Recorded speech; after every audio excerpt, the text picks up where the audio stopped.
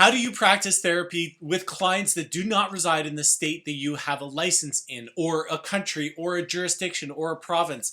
I get this question all the time. And in fact, over the weekend, I had two people reach out to me asking, Jonathan, how are you able to offer services to people that don't live in the place where you're licensed? Well, to that, I answer, I don't offer psychotherapy to people where I'm not licensed. I'm very clear about that. I think we all have a duty to follow our code of ethics, not only a legal obligation, it's part of who we are as therapists, which is to constantly walk on the right side of the law. We do not want to be going outside of our scope of practice in the things that we're able to do clinically, but also now medically and ethically what we're allowed to do based on the boards and the colleges that we all belong to. And that is really important. But one of the biggest problems as a clinician who is wanting to move their practice online, how do you do that in this environment where we as individuals are now competing and we're having to go and market our practices and our services against corporations that are allowed to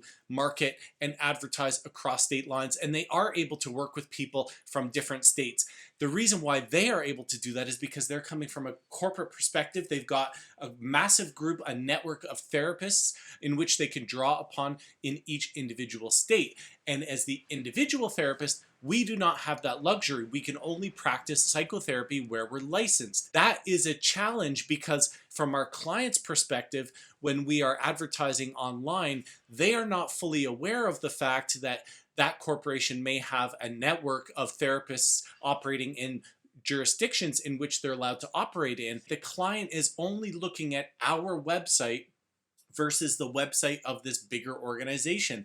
And we as clinicians are left to compete against that other website with our websites. And one of the challenges I find, particularly as a clinician based in Canada, using my code of ethics, I'm limited in terms of how I market my practice. I'm not allowed to use things like testimonials. I'm not allowed to ask clients for direct referrals. It's the things that hamper my ability as a marketer to grow my practice online. Yet my competitor, who has a vast network of clinicians, is able to do just that. So what do I do? People ask, Jonathan, how are you practicing across state lines? Well, the answer to that is I'm not, because I'm not offering psychotherapy where I'm not allowed to. But what I am doing is I'm offering coaching.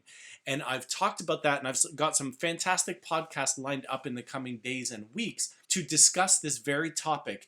As clinicians, what are we to do when we want to move our practice online, yet we are hamstrung by some of the legal jurisdictional requirements that prevent us from marketing our business in a similar way to some of those big organizations? I say what's important for my business is that I've diversified my products and services. So now I offer psychotherapy to my clients in the states and in the provinces where I'm licensed to practice. I'm Canadian, so I'm able to practice in a couple territories and provinces. That's where I offer my services. Where I'm not able is I'm not able to do that with people in different countries and different jurisdictions, so I don't. But what I do offer is coaching. And in fact, I actually notice more and more these days that my heart is actually in coaching more, probably because it's a more exciting new area for me to be working in. I enjoy it because there's a psychoeducational component, and I'm attracting a client that is speaking my language of change, which is very important. It's not that in my psychotherapy practice I wouldn't work with people that didn't speak my language of change, but now through my marketing efforts and the way I relate to people, people are coming for my expertise. And it's a different role, admittedly, than one that I've fulfilled as a psychotherapist. As a psychotherapist, I've always struggled with the expert in the room. I'm a marriage and family therapist. I've never felt like I was an expert in anyone's life. It's just not my theoretical orientation.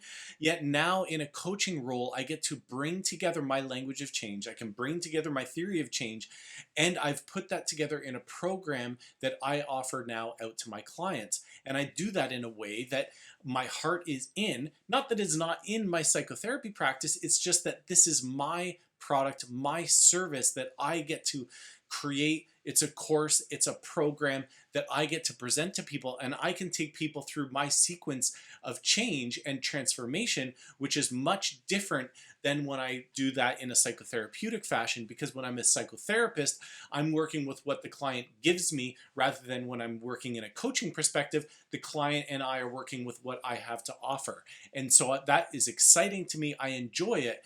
And I do encourage therapists that are planning on moving online to consider coaching. Yet I also want to be mindful of the fact that not all of us want to be coaches.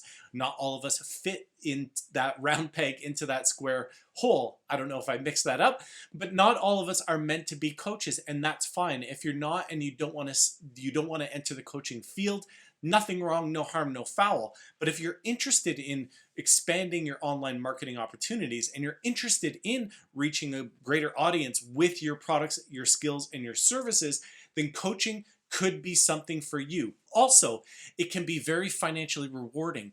I find it's very black and white when it comes to psychotherapy. These big organizations can be charging anywhere from $49 a week to clients in text-based therapy. Other therapists are out there charging $60 and $80. So it can be a little bit more challenging in the client's mind to understand why they should pay you $200 or $300 for your psychotherapy. Whereas with coaching, no one else is doing the kind of coaching I'm doing. They're doing their own coaching, but they're not doing my coaching. They're not using my language of change. They're not using my theories of change. They're not using my clinical expertise and my experience. And so it's very proprietary what I offer in terms of my coaching program. And so there is no comparison. Other people could have a 6-week coaching program, an 8-week coaching program.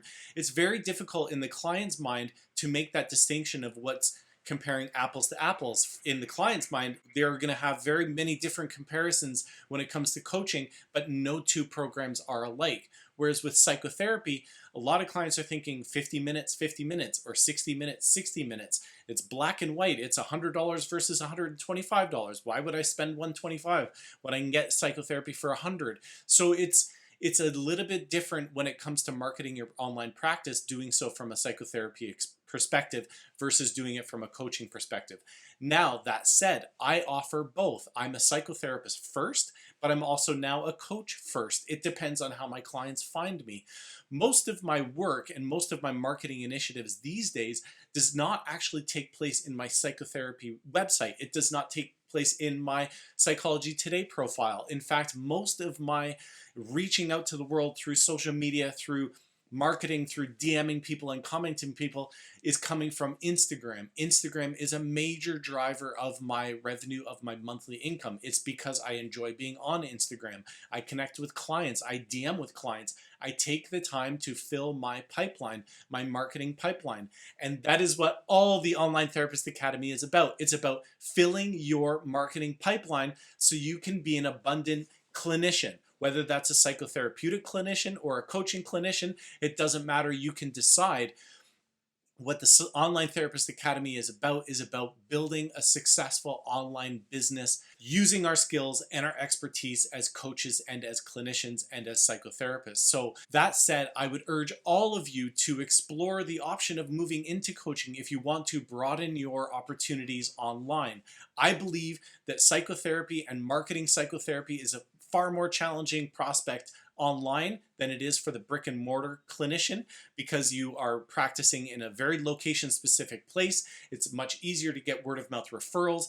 It is not that difficult to grow a brick and mortar psychotherapy practice. On the flip side, because of the restrictions and the things that we have to consider that we're not allowed to use, like testimonials or referrals on our websites, it makes it very difficult to market our services as online clinicians in a psychotherapeutic fashion. That is why I moved into coaching, and I encourage everyone else to do the same. But again, this is a caveat, it's a disclaimer, only do so if you feel that it's within your scope to be able to become a good coach and offer a good product and service. That being said, I believe all of us have it in us to become coaches. We've become amazing clinicians. We can absolutely offer high ticket coaching, which is what I focus on. And so I would encourage you to step into that role. If you haven't, join the Facebook group, the Online Therapist Academy, where you will learn more about how to become a successful 6-figure online clinician. There's a lot of content that gets put up there. There's people taking the 30-day video challenge. There's people growing their sense of understanding how to market a practice online and growing in their mindset. It's about building a community of top of the bell curve therapists, because that's what we are. And we offer white glove coaching programs and white glove therapy programs to our clients, and we do that with authenticity and integrity. So that is the end of this video. I'm going to wrap up because I tend to talk way too long, but thank you very much for sticking to the end. If you haven't yet, please subscribe to this channel. The Online Therapist Academy, again, is about building a community. It's about us interacting. If you have a question, send me a DM, send me an email. I'm more than happy to discuss your project, what you're working on. If you have more questions about how to get into coaching, or how to step into coaching, or how to market your online practice, I'm more than happy to jump on a call with you and answer any question you have.